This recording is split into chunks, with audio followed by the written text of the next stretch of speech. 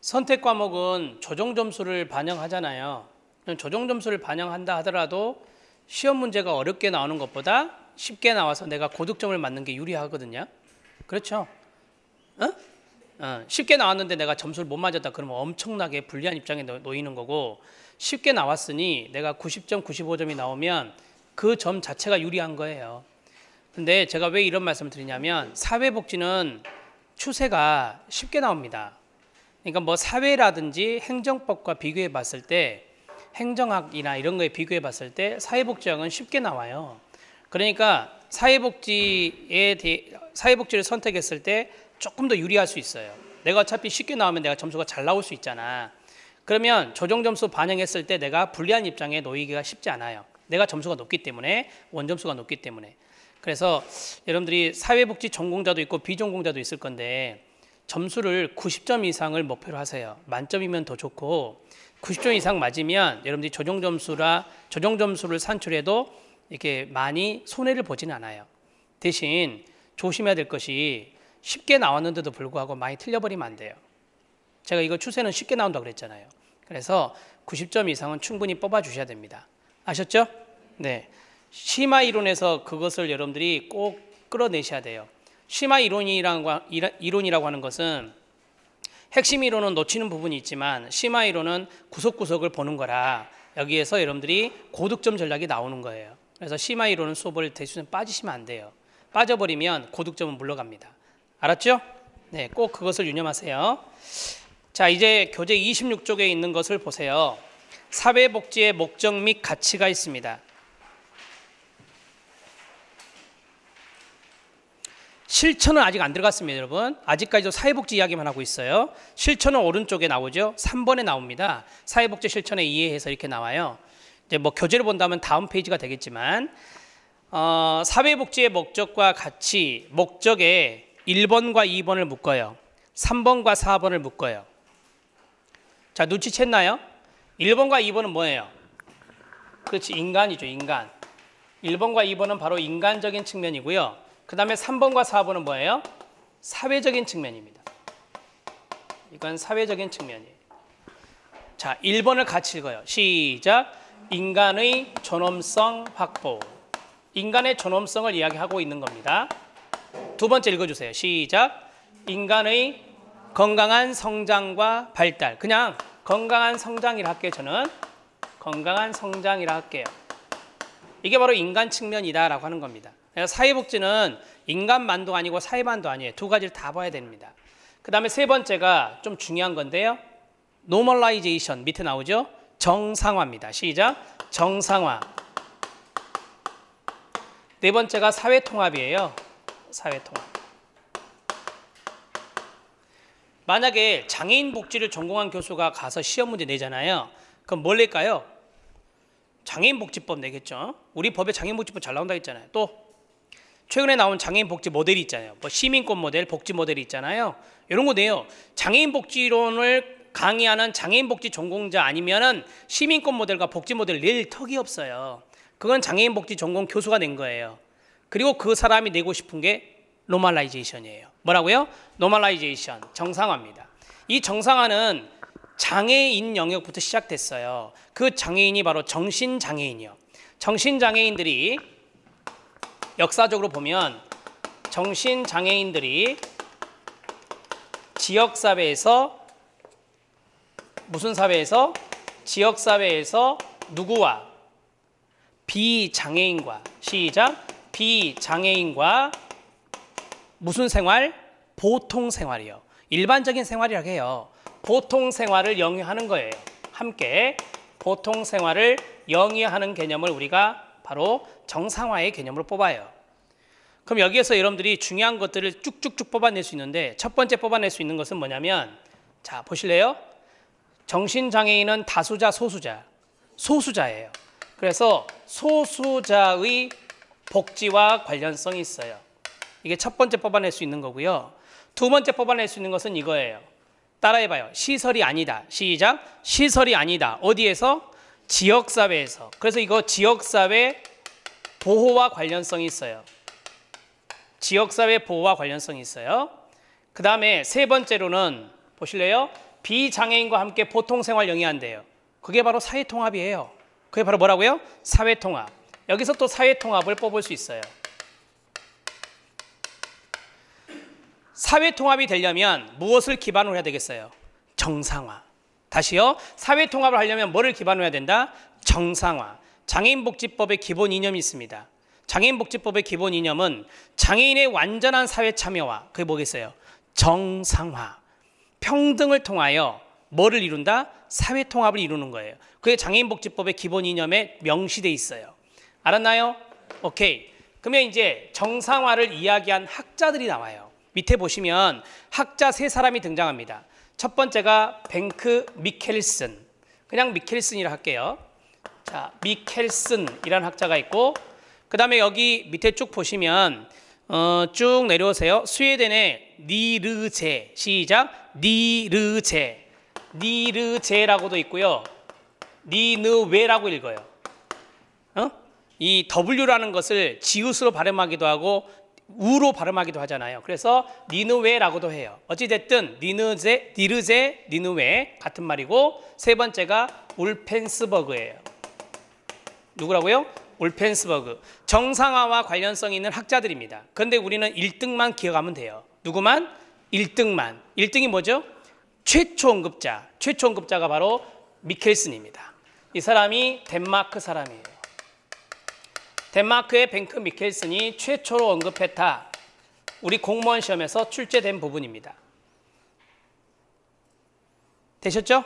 예, 역사적인 문제에 보면은 이렇게 최초로 언급한 것, 최초인 것 이런 것들이 잘 나오잖아요. 그래서 이걸 좀 정리하시면 돼요. 자, 개념 뽑아 드렸고요. 그 다음에 미켈슨 덴마크 최초 언급자까지 정리해 드렸습니다. 아셨죠? 네, 하나 더. 비전공자인 분들은 좀 어려운 단어일 수 있는데 나중에 나오는 단어니까 탈시설화. 시작. 탈시설화. 탈시설화가 뭐야? 시설에서 대상자들이 빠져나가서 무슨 보호하자? 지역사회 보호하자. 그게 바로 탈시설화 운동이에요. 무슨 운동이다? 탈시설화 운동. 1950년대에 탈시설화 운동이 이루어집니다. 이유는 뭐냐? 들어봐요.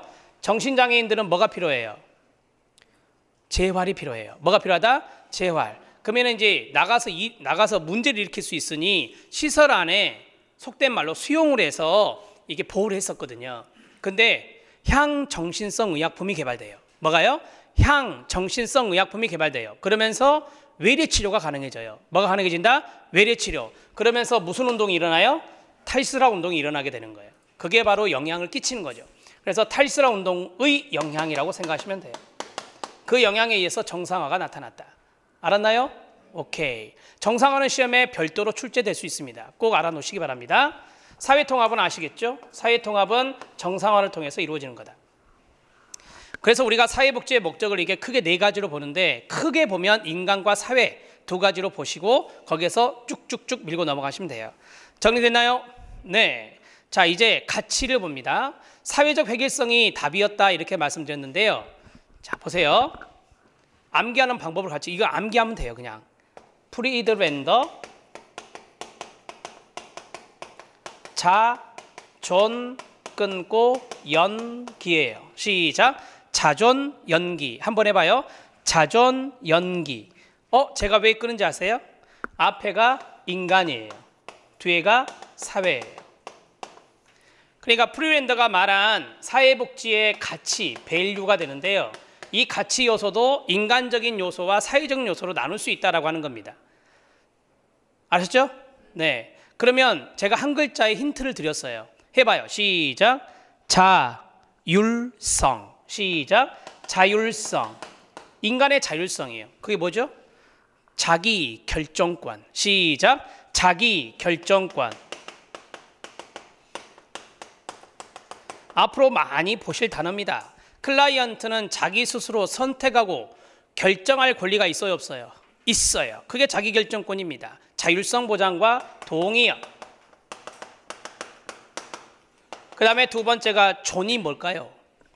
그렇죠. 존엄성입니다. 시작. 존엄성. 인간의 존엄성을 말하죠. 인간의 존엄성. 두 개 끝났고요. 자, 연은 뭡니까? 연. 아까 우리가 무슨 원리라고 했죠? 사회 연대성의 원리라고 그랬어요. 시작. 사회 연대성의 원리. 사회 연대성을 제가 다른 말로 할게요. 개인 책임, 사회 책임. 사회 책임. 그래서 사회적 책임과 동의어가 됩니다. 비전공자분들은 좀 들으실 것이 사회복지학에 이런 내용들의 동의어가 많아요. 그래서 그 동의어를 잘 정리하는 게 중요한데요. 이 시험 문제 출제자가 어떤 단어를 쓰느냐가 상당히 중요할 수 있어요. 그런데 우리는 그것을 미리 간파해서 그것을 학습해 둘 필요가 있는 겁니다. 자율성과 자기결정권이 동의어다. 사회적 연대와 사회적 책임이 동의어다. 이런 것들이 이것 말고도 많아요. 그래서 그런 학습을 비전공자분들은 등한시하시면 안 됩니다. 자, 마지막은 뭐죠? 기회균등입니다. 시작. 기회균등.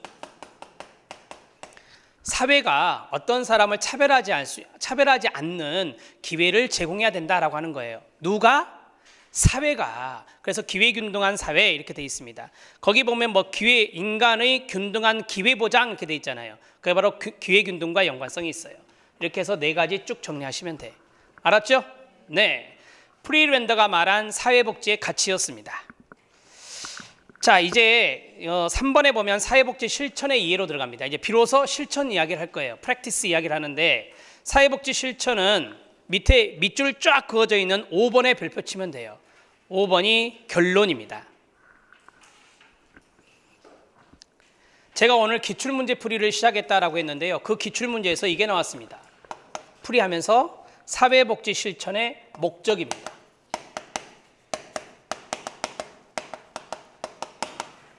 뭐라고요? 사회복지 실천의 목적. 기본 중에 기본이고요. 제가 최근에 안행부 수탁 문제에서 이 사회복지 실천 목적의 문제를 2문제를 보았습니다. 그만큼 실천을 전공하는 교수들은 기본적으로 목적을 출제한다는 거예요. 근데 어렵지 않습니다. 거기 1, 2, 3, 4가 있나요? 네, 1, 2, 3, 4를 묶어서 거기다 목적을 쓰면 돼요. 그것이 약술되어서 나오기도 하고요. 그대로 나오기도 합니다. 1번. 인간과 사회환경 간의 상호작용을 강조하는 생태체계적인 관점에 기초하여 여기서 끊어야 됩니다. 개인, 집단, 가족이 자신들의 문제해결 능력과 대처 능력을 향상시킨다라고 했습니다. 자, 들으세요. 저는 그것을 약술해 드릴 의무가 있어요. 첫 번째, 클라이언트의 또는 인간의 이렇게 나오기도 해요. 클라이언트의 문제 해결 대처 능력 향상입니다. 이게 중요한 거예요. 그 다음에 2번째, 2번. 인간이 필요로 하는 자원이 있습니다. 서비스가 있고 기회 등의 환경 체계가 끊으세요. 원활하게 상호작용할 수 있도록 뭐한다? 원조한다라고 했어요. 자, 이거는 이렇게 쓰면 되죠. 환경 체계 간 상호작용 원조라고 하면 돼요. 사회복지사가 이런 일을 하는 사람들이에요. 사회복지사가. 그 다음에 3번째 들어갑니다. 세 번째는 밑에 자원과 서비스를 제공하는 다양한 사회복지기관이 있습니다. 조직이 있습니다. 여기서 끊어요. 클라이언트에게 보다 양질의 서비스를 제공할 수 있도록 효과적이고 효율적인 운영을 뭐한다? 추구한다. 여러분, 사회복지기관과 시설을 2글자로 뭐라고 하는지 아세요? 체계라고 해요. 시작. 체계. 체계의 효과적 효율적 운영이란 단어가 나오죠. 자, 운영을 추구하는 것이죠. 여러분, 사회복지 실천할 때 플레이스가 있어야 되죠? 플레이스가 뭐예요? 장소. 아니, 사회복지 실천하는 장소가 없으면 안 돼. 복지관이나 이런 데가 있어야 된다니까. 그게 바로 효율적 효과적인 운영을 해야 된다는 거야. 그 다음에 마지막 4번째 별표. 자, 4번째를 같이 읽어요. 짧죠? 시작. 새로운 사회정책의 개발과 향상을 목적으로 하는 실천활동이다. 사회복지정책이라 할게요.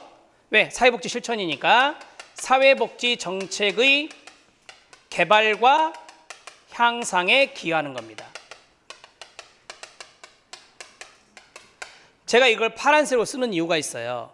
오늘 문제풀이 할 때 박스 문제, 기역, 니은, 디귿, 리을 이렇게 나왔어요. 박스 문제로.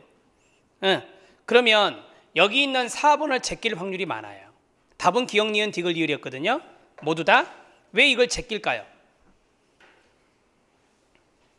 사람들은 문제를 풀 때 자기의 직관에 따라서 문제를 푸는 경우가 많습니다.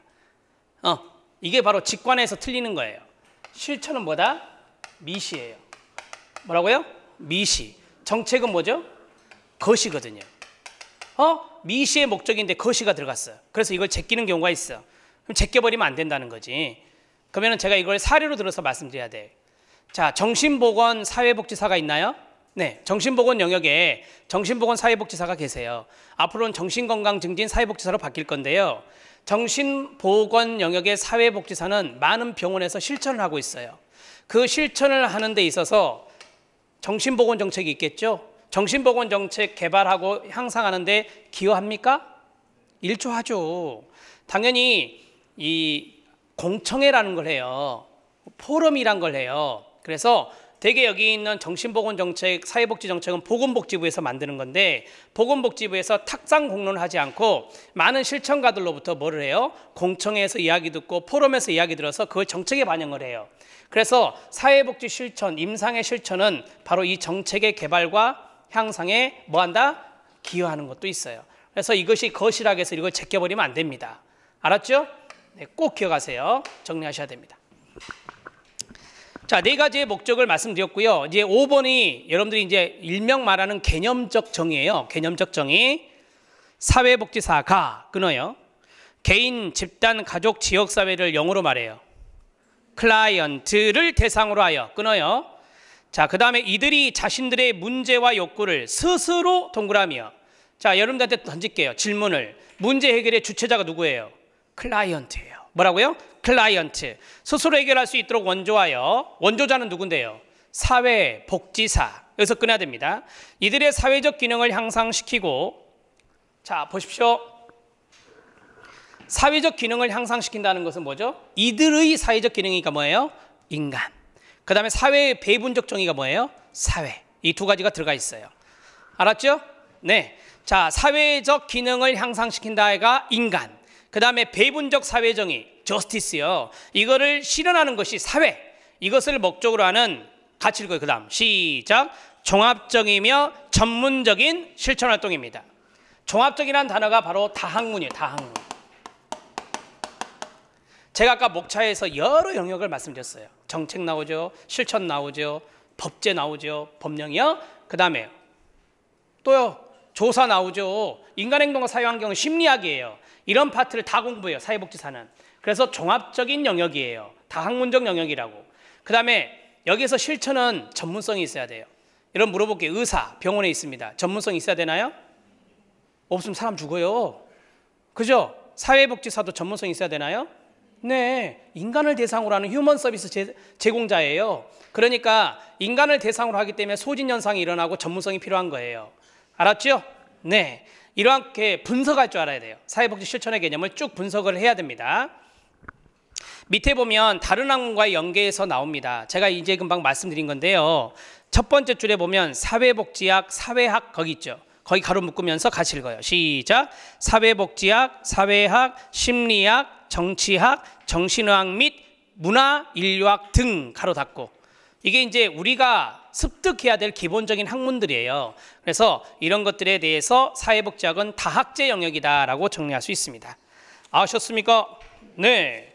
자, 밑에 실력 따지기 별표. 최근에 출제된 겁니다. 제가 최근에 출제된 걸 말씀을 드린다고 말씀드렸잖아요. 그런 것들은 형광펜으로 체크를 하셔야 됩니다. 사회과학으로서의 사회복지학 특성입니다.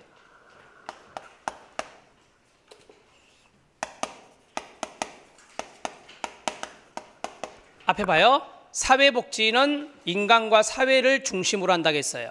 그것에 대한 학문이 사회복지학입니다. 1번 자연과학, 2번 사회과학. 말해요. 사회과학. 무슨 과학? 사회과학.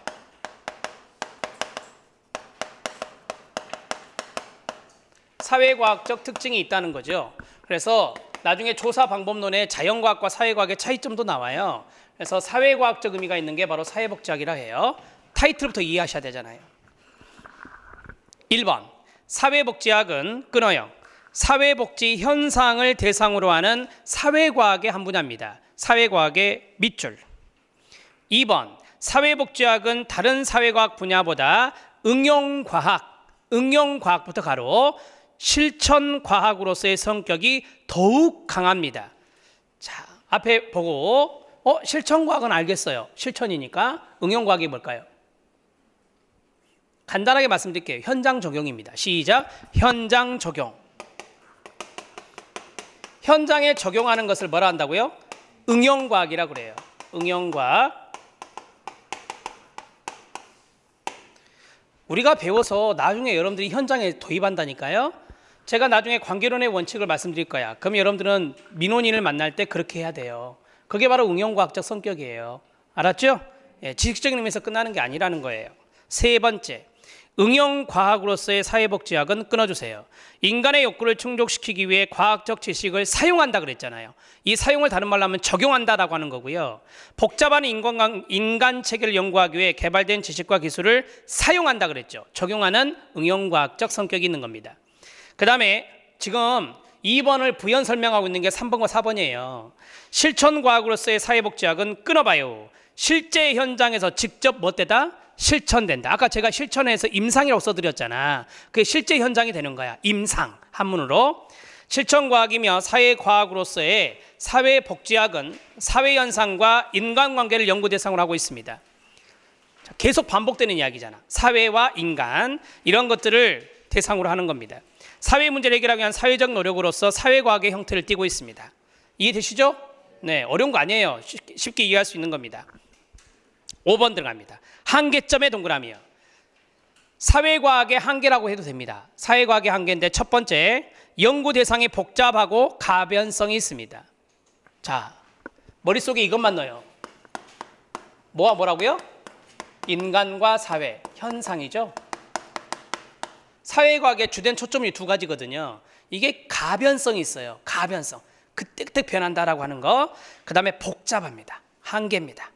그 다음에 불확실한 객관적 예측입니다. 여러분 앞으로 사회현상이 뭐가 일어날 것까 예측할 수 있나요? 에이, 불확실합니다. 그래서 이것은 한계입니다. 그 다음에 불완전한 방법적 절차죠. 여러분, 우리가 쥐를 요새 예전에는 쥐를 박멸하는 데서 쥐약을 많이 썼잖아요. 저 어린 시절 그랬는데 요새 쥐는요 수백만 원짜리도 있대요. 실험용 쥐. 아주 귀하시대요. 쥐가. 쥐를 대상으로 하는 게 뭐예요? 동물을 대상으로 하는 게 자연과학이에요. 그렇죠? 그걸 가지고 죽여도 되잖아요. 예, 우리는 그것을 연구하는 차원에서 그걸 검증하기 위해서는 죽여도 되지만 사람 죽여도 돼요? 안 되잖아요. 그러니까 이 방법적인 절차에 있어서 한계가 있다는 거야. 알았죠? 네. 지금 2번, 3번을 바꿔서 제가 해드렸고요. 4번, 연구 대상의 규범적 특성이 있습니다. 이 규범적 특성은 이거죠. 도덕성이에요. 시작. 도덕성. 제가 이것을 한번 사려 들어볼게요. 효과적인 살인에 관한 연구. 어떻게 하면 효과적으로 살인할 수 있는가? 할 수 있나요? 못하는 이유가 뭐죠?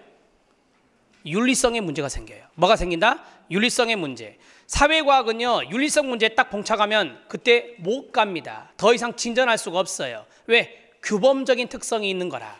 무슨 특성? 규범적. 그게 바로 뭐라고요? 도덕성 측면입니다. 거기다 도덕성 측면 쓰면 돼요. 5번째, 윤리성 측면에서 비인간화를 초래할 가능성도 있어요. 자칫 잘못하면 그렇게 될 수 있다는 것이 바로 이 사회와 인간을 대상으로 할 수 있다. 거기다 쓰면 돼요. 윤리적 문제. 시작. 윤리적 문제. 제가 이제 사례를 하나 들어드려야 돼. 자, 보세요. 우리가 조사방법론에서 실험 설계라는 걸 배워요. 실험 설계는 뭐냐? 여기 집단 뽑아놓고 실험하고 여기 집단 뽑아놓고 실험 안 해요. 다시 말하면 여기 집단은 프로그램을 돌리고 여기 집단은 프로그램을 돌리지 않아요. 근데 여러분들은 누구냐? 장애인분들이에요. 알았죠? 근데 이분들은 프로그램을 받았고 이분들은 프로그램을 받지 않았어요. 장애인인데 윤리적 문제 생겨요, 안 생겨요? 생긴다는 거예요. 그래서 사회과학에서는 실험 설계를 거의 안 합니다. 윤리적 문제가 대두되기 때문에. 근데 그럼에도 불구하고 하는 사람들이 있어요. 예, 논문 보면 있어요. 그건 윤리적 문제에 봉착하는데 그런 것들이 논문으로 퍼블리시 돼서 나온다는 거죠. 알았죠? 네. 조사론에 또 말씀드릴 거고요. 6번째, 같이 읽어요. 시작. 가치 개입의 불가분성의 한계 때문에 거기서 끊어야 돼요. 이것을 쉽게 말씀드릴게요.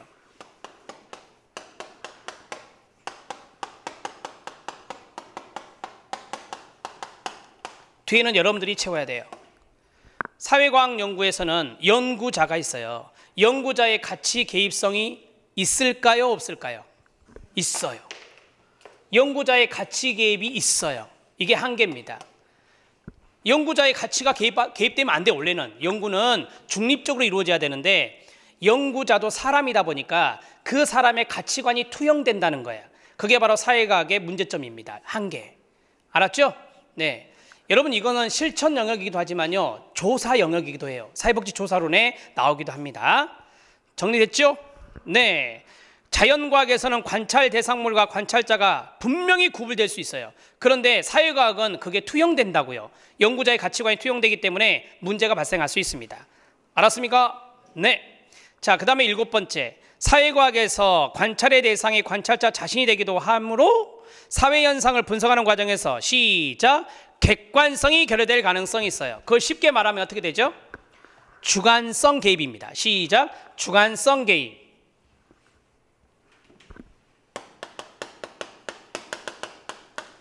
연구자의 주관성이 개입될 수 있다라고 하는 거죠. 그만큼 객관적인 연구가 어려울 수 있다라고.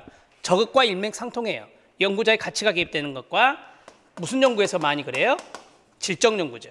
질적 연구가 바로 주관성이 많이 개입되는 겁니다. 그게 또 연구의 한계가 될 수도 있는 거예요. 객관성 결여가. 알았죠? 여러분이 생각하는 과학은 뭐야? 과학은 객관성이거든. 그래서 일반화를 할 수 있는 거거든. 그런데 인간을 대상으로 하다면 심층 연구, 면접을 해야 되잖아. 그러면서 이제 연구자의 가치관이나 아까 말한 대로 연구자의 주관성이 개입될 여지가 있다고. 그게 바로 사회과학의 문제점. 알았죠? 네. 자, 여기까지는 우리 공무원 시험에 나왔던 게 아닙니다. 나왔던 건 밑에입니다. 자, 밑에 사회복지학이 왜 사회과학인가? 라고 하는 파트에서 오른쪽 맨 29쪽에 보시면 밑줄이 쭉 그어져 있죠? 그게 답이었어요. 그게 시험 문제 답이었어요. 거기다 별표 2개를 치시기 바랍니다. 자, 이제 28쪽 보세요. 먼저 결론을 내드렸고요. 사회복지학은 왜 사회과학인가? 라고 해서 반가로 1번을 봐주세요. 사회복지활동은 인간의 구체적인 욕구를 충족시키기 위한 거 맞아요? 이제까지 이야기하고 있는 것의 결론이잖아요. 그 다음에 계속 갑니다. 과학적 지식을 사용하는 거 맞아요? 네, 사회과학이라 했으니까요. 그러한 점에서 자선이나 박애와는 구별되는 겁니다. 여러분 이 자선, 체리티라고 하는 것은 과학이 없는 거예요. 그런데 우리는요, 보세요. 봐봐요. 자선의 대표적인 게 자원봉사 아닙니까? 물론 요새는 자원봉사 조직적으로 하지만 우리가 갖고 있는 마음의 자선이라고 하는 것은 과학적인 지식이 들어가 있지 않아요. 그런데 우리가 사회복지 서비스를 준다? 사회복지에 대한 보호 서비스를 제공할 때는 과학적인 지식이 가미되어서 들어가야 돼요. 그래야 효과가 나오고 효율이 나오는 거예요. 알았죠? 네. 그래서 과학이란 말을 쓸 수 있다는 거고. 2번. 사회복지는 그 대상인 사회적 여러 문제를 해결하기 위한 실제적 서비스를 담당하는 아까 말씀드린 대로 응용과학적 전문직이며 끊어요. 동시에 실천가로서 성격을 갖고 있다. 따라해요. 응용과학, 실천과학. 시작. 응용과학, 실천과학이라고 했죠. 그래서 다른 사회과 구별되는 뭐가 있어요? 독자적 영역이라고 볼 수 있어요. 뭐라? 독자적 영역이다 라고 볼 수 있습니다. 자, 앞에 보세요. 심리학은요, 심리학 파트만 하는 거예요. 사회학은 사회 문제를 연구하는 사회학 파트는 따로 하는 거예요. 그런데 우리 사회복지학은 다른 영역과 구별되는 거예요. 쉽게 말하면 심리학도 사회학도 정신의학도 다 개론적인 측면을 다 배워요.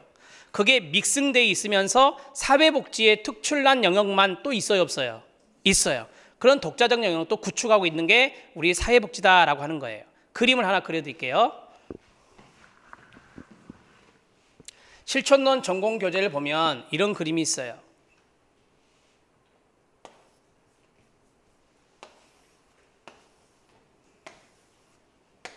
다섯 개만 그리고 가운데 하나를 딱 그려요, 이렇게. 자, 이게 가운데가 하얀색이 사회복지학이에요. 하얀색이 사회복지학이에요. 자, 그리고 여기 보면 이렇게 겹쳐 있어, 이렇게. 개론적인 측면들 우리가 배운다는 거죠. 우리가 심리학의 구체적인 건 못 배워요. 자, 여기에 첫 번째 사회학이라는 게 있어요. 저는 학부 때 사회 문제론을 들은 적이 있습니다. 사회 문제를 공부하는 게 사회학이에요. 그 다음에 두 번째 심리학이 있어요. 지그문트 프로이드에서부터 칼 로저스까지 학자들의 이론을 배웁니다. 그게 바로 심리학 파트예요. 그 다음에 세 번째 정치학이 있어요. 정치하면 생각나는 게 법률이죠. 그렇죠? 입법이요. 그러한 것들을 우리가 안에 있는 구체적인 내용까지 사회복지법에 대해서 배웁니다. 역사도 배우잖아요. 이해되시죠? 네. 그 다음에 우리는 환경을 중요하게 생각하고 인간을 중요하게 생각합니다. 그래서 문화인류학이라는 것도 알아야 돼요. 인간과 환경을 같이 이해하는 학문이에요. 그 다음에 정신보건사회복지사가 있다겠죠? 무슨 의학이요? 정신의학이요. 이것을 공부해야 됩니다. 정신의학은 거기서 쓰는 용어들이 있죠. 의학 용어도 있고 정신보건사회복지사들이 그런 용어를 사용합니다. 실제적으로 임상에서. 그러니까 정신의학적인 파트도 공부해야 되는 거예요. 이렇게 이러한 영역들이 포함되어 있으면서 제가 체크하는 부분 보세요. 이게 뭘까요, 여러분? 사회복지학만의 영역이에요. 뭔만의 영역이다? 사회복지학만의 영역이라고요. 그것이 독자적인 영역이라고 이야기한 거죠. 그래서 사회복지학의 특징을 이 그림으로 실천론에 있는 전공서적에서는 이야기를 하고 있어요. 아셨나요? 오케이. 자, 3번에 별표 치세요. 3번, 반가로 3번. 이제 여기가 이제 시험 문제 지문들이 많이 깔렸었다라고 말씀드릴 수 있는데요. 1번 읽어요. 시작. 다 학문적이다. 이것만 알면 돼. 나머지 다 설명해 있었어. 그 다음에 2번 시작. 사회과학의 가치성과 관련성이 있다. 사회과학의 가치성의 밑줄이요. 즉 사회과학적 성격이 있다라고 하는 겁니다. 그 다음에 세 번째 시작. 사회복지학은 절충주의적 특징을 갖는다라고 했어요. 자, 오른쪽을 봐주세요.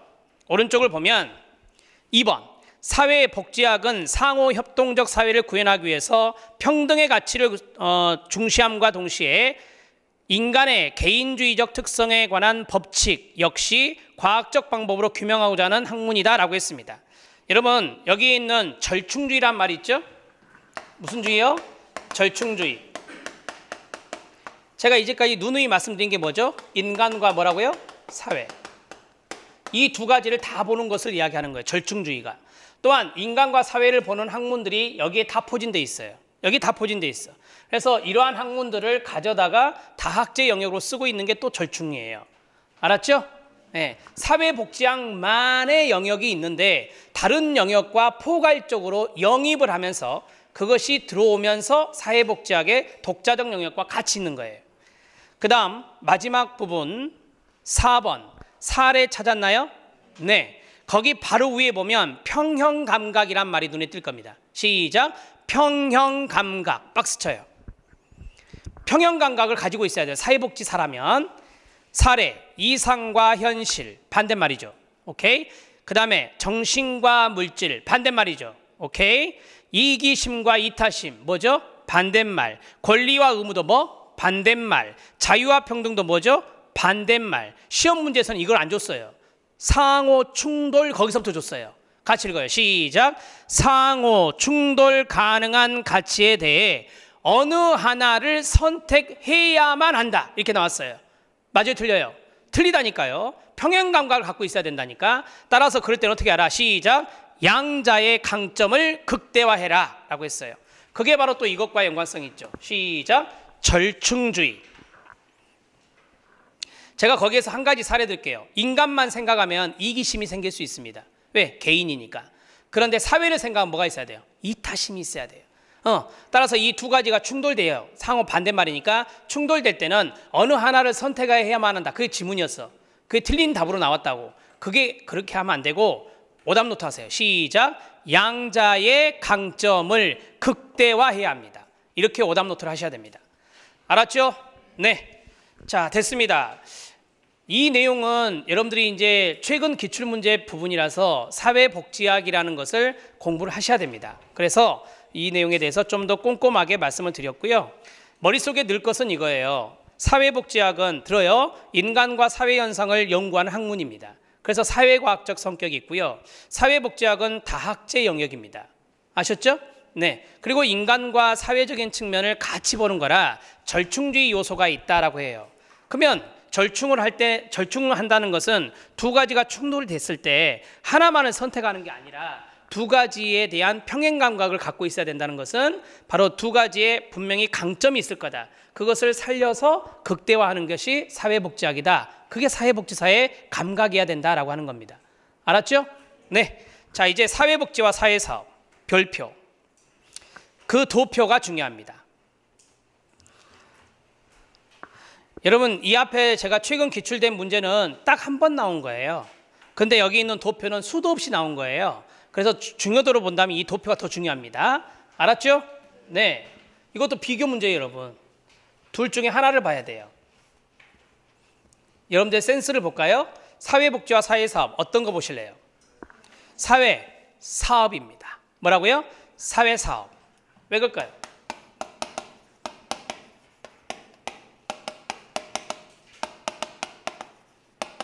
방법은 제가 그렇게 말씀드린 내용은 뭐냐면 사회사업은 실천이에요. 사회사업이 뭐라고요? 이게 실천이에요. 실천. 자, 앞에 봐요.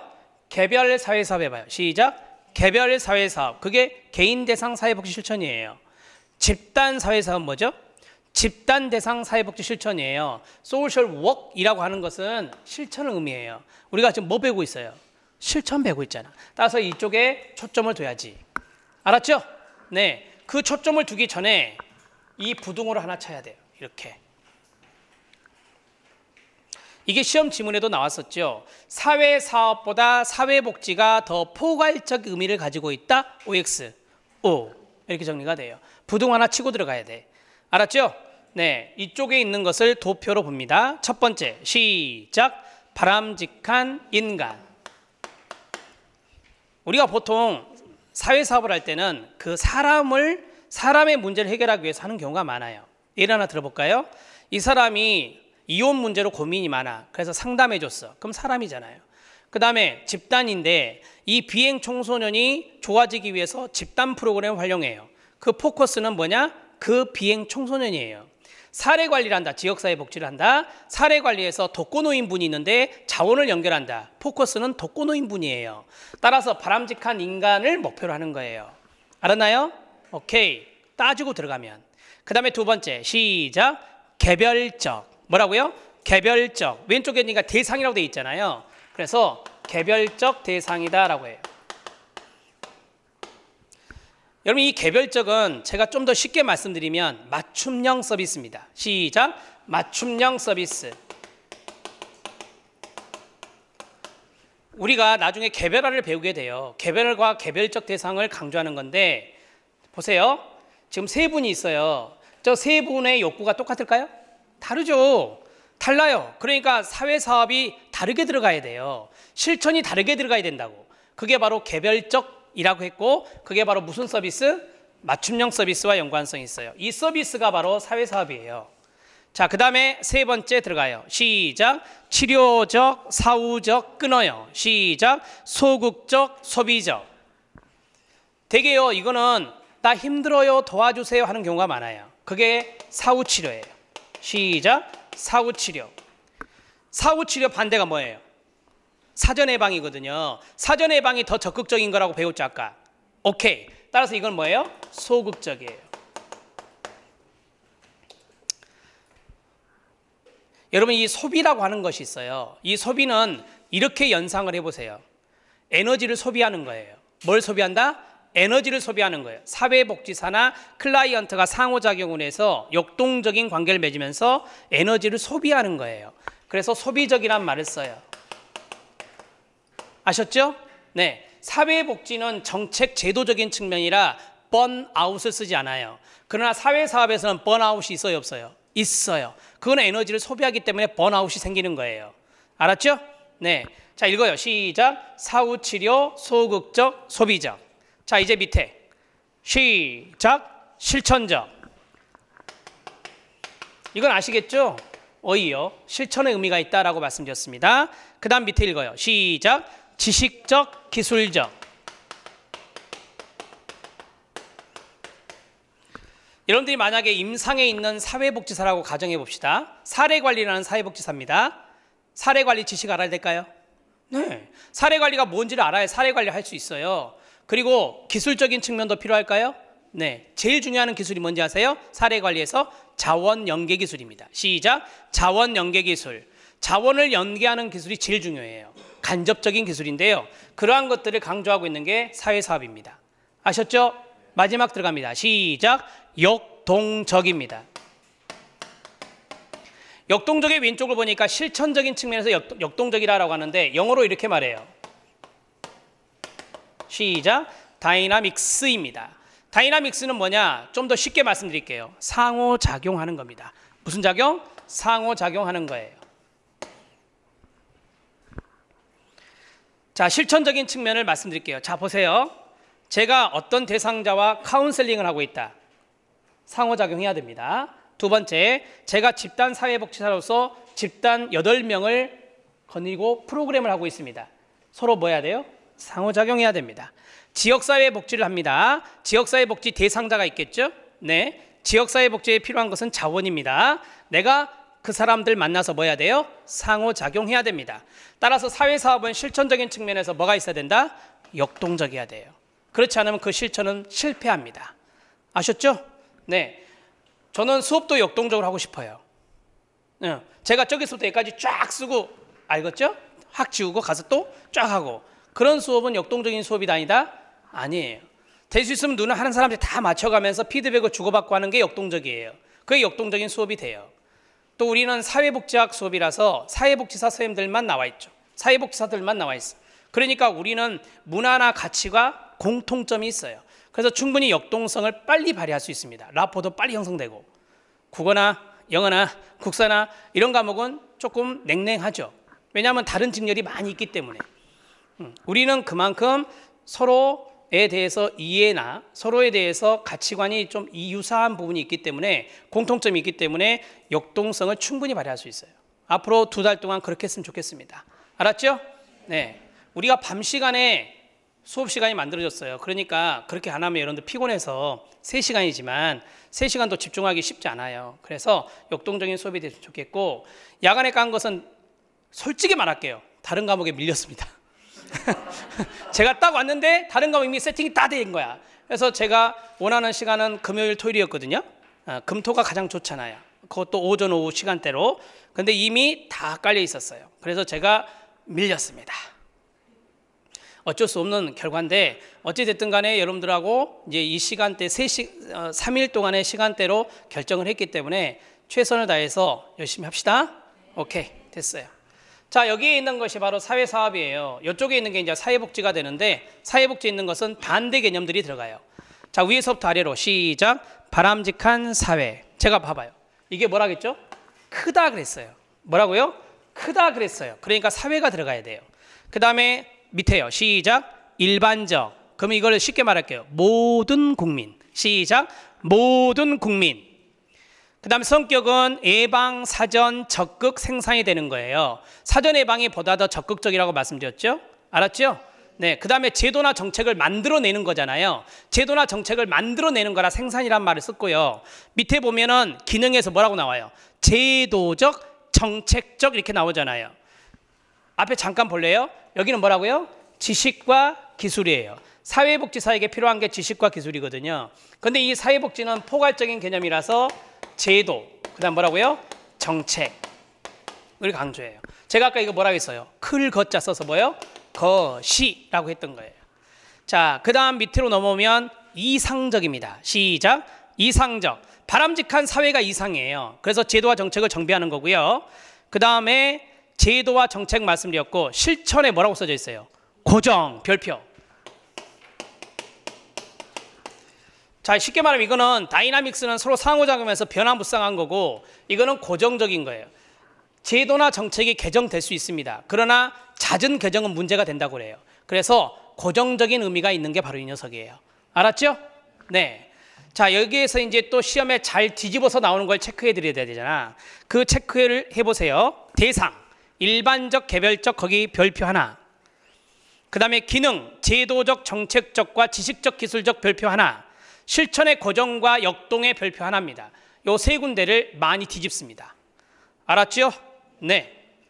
도표로 나온 것보다 문장을 풀어서 나오는 경우가 많아요. 이런 식으로 사회복지는 블라블라인 반면 사회사업은 블라블라이다. 이런 식으로 쭉 문장을 풀어서 내는 경우가 가장 많았습니다.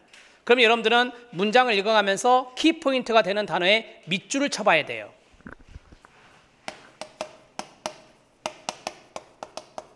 연습해봐요.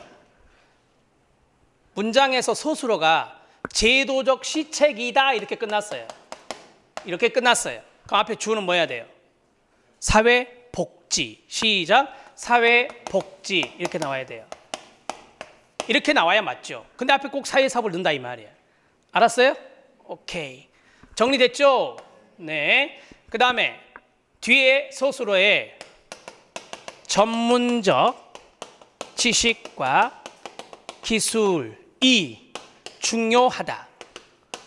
이렇게 나왔어요. 뭐예요? 사회사업. 이렇게 돼야 돼요. 이렇게 돼야 돼요. 알았죠? 네. 이렇게 해서 정리를 해 주십시오. 자, 정리가 됐습니다. 위에 동그라미 2번 별표 같이 읽어요. 시작. 사회복지는 사회사업보다 광의 개념이다. 그래서 부등호를 사회복지 쪽으로 딱 벌리면 끝나는 일이에요. 이거는. 자, 이제 사회복지 실천의 이념과 철학적 배경입니다. 조금 더 하고 쉬겠습니다. 첫 번째가 상부상조, 두 번째가 뭐죠? 종교적 윤리. 크게 보세요. 넘기세요. 인도주의. 그 다음에요. 사회진화론 별표. 우리 공무원 시험에 이 녀석이 나왔으니까요. 그 다음에요. 민주주의. 그 다음에요. 개인주의. 그 다음에요. 다양화입니다. 여러분 최근의 경향이 뭘까요? 다양화입니다. 다양화의 별표 하나. 나올 수 있는 것이다 이 말입니다.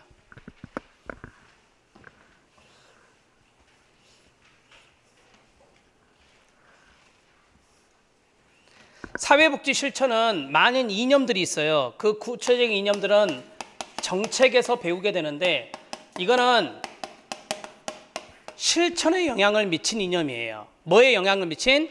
실천에 영향을 미친 이념이에요. 예를 들어서 자선조직협회는 뭐에 영향을 받았냐? 그 다음에 인보관 운동이라고 하는 것들인데 그건 뭐에 영향을 받았냐? 이런 것들이죠. 그런 것들과 직결되는 게 바로 이겁니다. 자, 첫 번째 상부상조입니다. 거기에 보시면 푸마시가 나오고 길드가 나와요. 그렇죠? 네, 길드, 조직에 의한 구호활동, 우리나라의 푸마시, 두레 이런 것들이 바로 상부상조와 연관성이 있다는 것은 국사 시간에 좀 배우셨을 겁니다. 여러분 이 길드는 조합입니다. 조합. 뭐라고요? 조합. 그래서 길드 조합이라고도 해요. 자, 됐고 종교적 윤리입니다. 그리스도교가 나옵니다. 이게 바로 종교라고 볼 수 있겠죠? 거기 3번을 봐주시기 바랍니다. 교회와 수도원이 나와요. 수도원은 되게 캐톨릭에서 쓰는 거거든요. 그래서 종교적 윤리가 강조됐던 시기가 중세 봉건주의 시대입니다. 시작. 중세 봉건주의 시대. 이때는 종교적 윤리가 중요했다라고 하는 겁니다. 알았죠? 이 두 가지는 시험에 거의 안 나옵니다. 그래서 여러분들이 키워드만 잡아가시면 돼요.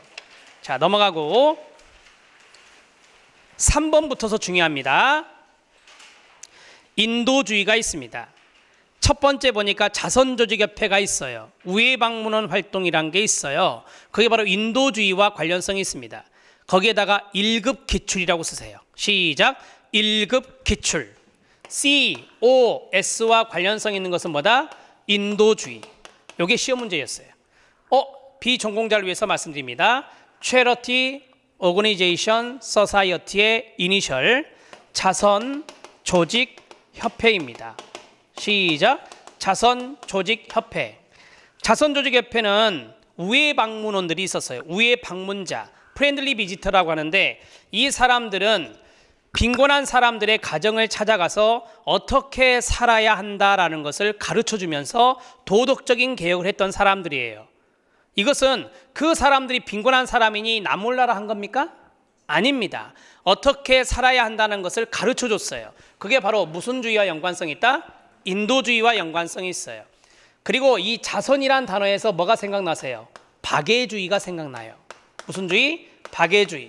그래서 박애 사상과 연관성이 있다는 것도 알아놓으셔야 됩니다. 알았죠? 네. 자, 거기에 자선조직 개폐가 중요한 이야기가 됐고요. 그 다음에 2번. 근대적인 박애 정신은 산업혁명에 의해 발생된 사회 문제에 대한 대응책으로 이루어진 사회 개량의 기본 정신이 됩니다. 사회 개량에 박스치기 바랍니다. 여러분, 이 인도주의와 또 연관성이 있는 게 인보관 운동이거든요. 뭐라고요? 인보관 운동. 인보관 운동도 써주세요. 인보관 운동도 여기 인도주의와 관련성이 있어요. 인도주의와 관련성이 있고 거기 쭉 내려오면 민주주의가 나와요. 시작.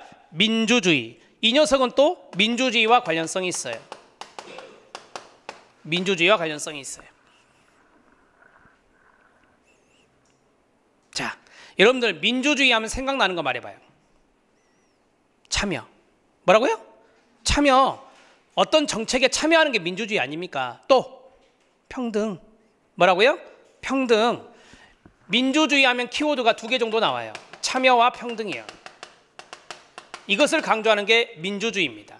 여러분, 우리가 봐봐. 예전에 군부 정권 때 민주사회라고 했어요? 아니, 우리 군부 정권 때, 군사 정권 때 민주주의가 이루어졌냐고요? 안 이루어졌죠. 여러분, 우리가 선거했어요? 우리가 지자체장 선거에서 뽑았어요? 아니잖아요. 그건 민주주의가 아니야. 따라서 민선을 했던 게 바로 민주주의의 발달이라고 하잖아요. 발전이라고 하잖아요. 그게 바로 국민의 참여예요. 그 다음에 뭘 이룬다? 평등을 이루는 거예요. 그게 바로 민주주의와 연관성이 있어요. 그러면 이제 제가 역으로 갑니다. 많은 사람들이 참여하게 하고 평등, 빈곤한 사람들까지도 평등 대상으로 갔던 게 무슨 운동? 인보관 운동이에요. 그래서 인보관 운동은 참여와 평등을 강조한 민주주의와 가장 직결되는 겁니다. 그래서 민주주의에 보면은 거기에 뭐 나와요? 첫 번째 줄에 인보관 운동의 이념이다라고 나오잖아. 거기에 밑줄 쫙 그시면 돼. 자, 사회 진화론이 우리 시험에 나왔었다라고 했습니다.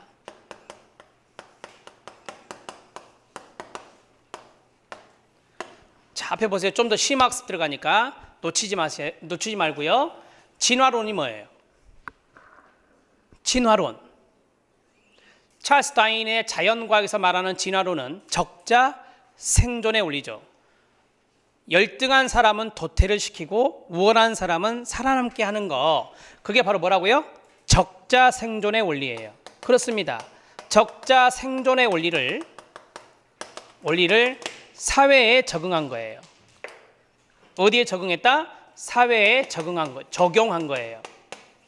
그게 바로 스펜서의 S를 대문자로 스펜서의 바로 사회진화론입니다. 그럼 여러분들 이거 적자생존과 제가 뭐라 했죠? 게으른 사람은 도태시키고 그렇지 않은 사람은 구제하고. 그게 시험 문제였어. 그게 뭐야? 사회진화론이라고. 우리 공무원 문제가 그거였다니까? 쉽게 풀어야 돼. 그래서 그 문제는 100% 다 맞춰요. 그런데 이렇게 나오면 좀 어렵죠. 1번 COS. COS에 영향 미쳤습니다. COS가 영향을 미치는 게 아니라 COS에 영향을 미친 거예요. 나중에 여러분들이 COS를 배우세요. 아마 목요일 정도는 간단하게 배울 수 있는데요. COS는 아시는 대로 가치 있는 빈민만 도와줬어요. 자, 봐요. 시뮬레이션. 우회 방문원들이 대개 상류층, 중산층의 부인들이었어요. 부르주아 계층의 부인들이었다고. 그 부인들이 빈곤한 가정에 갑니다. 가서 조사를 해요. 이 사람이 빈곤으로부터 벗어나려는 노력을 하느냐 안 하느냐 거기에 대해서 개별 조사를 합니다.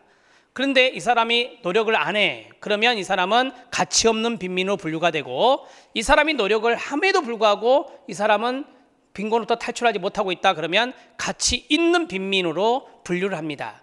그래서 COS, 자선조직협회는 가치 있는 빈민만을 원조해 줍니다. 자원을 연계해 줘요. 가치 없는 빈민은 열악한 국가의 구제에 맡깁니다. 알았나요? 이게 바로 사회진화론 사상이에요. 사회진화론은 다시 말씀드리면 가치 있는 빈민은 도와주고 가치 없는 빈민은 낙오시키는 거예요. 알았나요? 네. 그래서 COS의 영향을 준 게 뭐다? 사회진화론이다. 두 번째. 자, 그러한 것들은 왜 하느냐? 가치 없는 빈민들은 도태를 시키는 이유는 뭐냐? 그 사람들에게 줄 필요가 없다라고 하는 거죠. 이게 바로 누구 책임이다? 개인 책임이다라고 하는 거예요. 시작. 개인적 책임. 개인적 책임을 중시하는 거예요. 이게 바로 사회 통제적 성격이 있는 겁니다.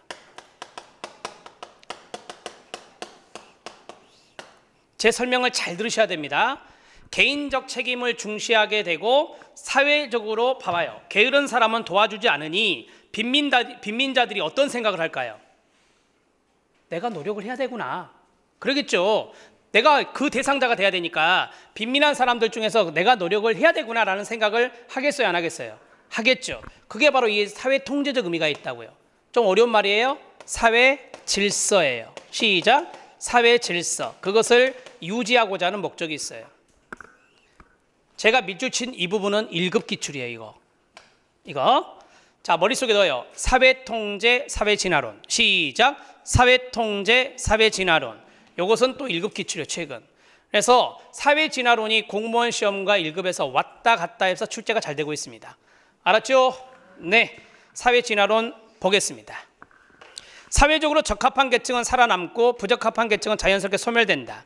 2번에 있는 적자 생존의 자연 법칙을 바로 사회 법칙에 적용한 겁니다. 알았나요? 네. 그 다음에 현재 상태를 유지할 정도만 최소한의 도움에 가려요. 자, 앞에 보세요. 왜 최소한의 도움이냐? 요 녀석이요. 시작. 개인적 책임이니까. 그 다음에 네 번째는요. 사회 진화론은 무슨 측면이다? 사회 통제적 측면에서 나타나는 겁니다. 이 지문 하나하나가 다 중요한 거예요. 네 개가. 알았죠? 네. 민주주의 들어갑니다. 민주주의에서 인보관 운동이 나왔고요. 그 다음에 두 번째 평등이라는 단어가 눈에 띄죠. 평등에 동그라미 치면 됩니다. 이것은 기본적으로 인간 존중 사상이 있어요. 야, 너 내가 시키는 대로 해. 그 다음에 너 불평등할 수밖에 없잖아. 내가 너 왜 평등시켜줘?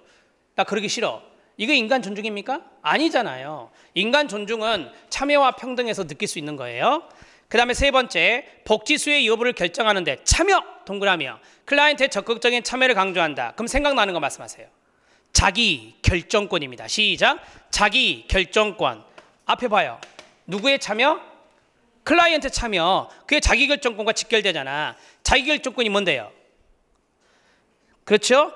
클라이언트가 어떤 것을 결정하는 데 있어서 스스로 참여하고 선택할 수 있는 거. 그게 바로 자기 결정권이잖아요. 알았죠?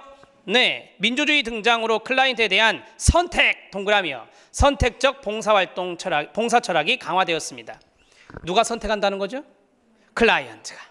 이런 단어들을 잘 알아놓으면 민주주의로 뽑아낼 수가 있어요. 정리되나요? 네. 앞에 보세요. 만약에 시험 문제 지문이 쫙 가는데 박애란 단어가 등장했어. 박애. 답은 인도주의. 뭐라고요? 인도주의. 여기 있잖아. 박애란 단어가 나오면 뭐라고요? 인도주의. 자, 그 다음에 개인주의 들어갑니다. 이거는 말에서 풍기는 것이 딱 나와요. 개인주의가 뭐죠? 누구 책임? 개인 책임. 빈곤 문제 책임을 누구에게 돌린다? 개인 책임이다. 그건 복지 축소 확대. 앞에 봐요. 무슨 말이냐? 빈곤의 문제가 개인 책임이래요. 그러니까 복지 개입을 국가가 축소하는 거예요. 열등초우. 시작. 열등초우. 써요. 복지 축소. 열등초 우에다가 복지 축소를 쓰면 되잖아. 그래서 최소한의 수혜 자격 원칙을 만들었습니다. 무슨 주의? 개인주의. 자, 2번 별표. 여러분들 2번을 놓칠 수 있어. 1번은 쉽게 알아요. 전공자들도. 비전공자도 금방 알 수 있는 건데 2번을 놓칠 수 있어. 2번에 시작. 클라이언트의 개인적 특성을 강조하여 개별화의 기반이 되었어요. 개별화 동그라미요. 아까 제가 여기다가 뭐 썼죠? 아까 개별화 옆에다가 맞춤 서비스라고 썼어요. 자, 저를 따라해요. 개인적으로 특성이 모두 다르다. 시작. 개인적으로 특성이 모두 다르다. 그러니 뭐 해라? 개별화해라. 개별화가 개인주의와 연관성이 있습니다. 알았죠? 네. 이기주의와 달라요. 이기주의와 개인주의는 다른 말이에요. 개인주의가 바로 개별화입니다. 다양화 들어갑니다. 첫 번째부터 중요한 이야기가 나오네요. 앞에 보세요. 욕구는 적습니까? 많습니까? 그걸 뭐라고 하죠? 다양화됐다라고 해요. 뭐 됐다? 다양화됐다. 욕구의 다양화의 밑줄. 그 다음에 2번. 세계화의 영향으로 다양한 계층의 클라이언트를 뭐 해야 돼요? 수용해야 돼요. 여기서 중요한 건 뭘까요? 다양한 계층의 클라이언트요. 시작. 다양한 계층의 클라이언트요. 예를 들어 드릴게요. 세계화란 말이 앞에 있죠. 탈북, 주민, 세터민, 또 다문화, 가족, 결혼 이민자, 에? 알았죠? 그 다음에 노동을 하는 이주 노동자들, 이런 분들이 다 사회복지 대상이 될 수 있어요, 없어요? 있죠. 그게 뭐의 영향이에요?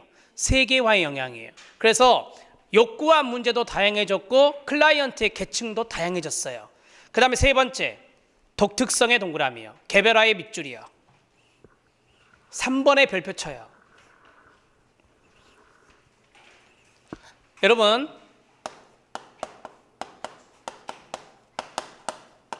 여기까지 하고 쉬겠습니다. 개별화는 나중에 또 나오는데요. 관계론의 원칙의 1번이에요. 개별화가.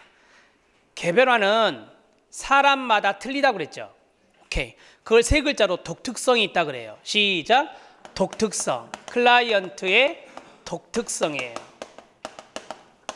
여기 힌트가 있어요. 독특하다는 것은 다른 말로 말해요. 다양하다는 거예요. 뭐라고요? 다양하다는 거예요. 자, 만약에 여러분들의 특성이 하나씩 다 다르다 갑시다. 그러면은 수십 가지의 특성이 나오겠죠. 그게 뭐예요? 다양하다는 거예요. 따라서 가로 열고 뭐라고요? 다양성이에요.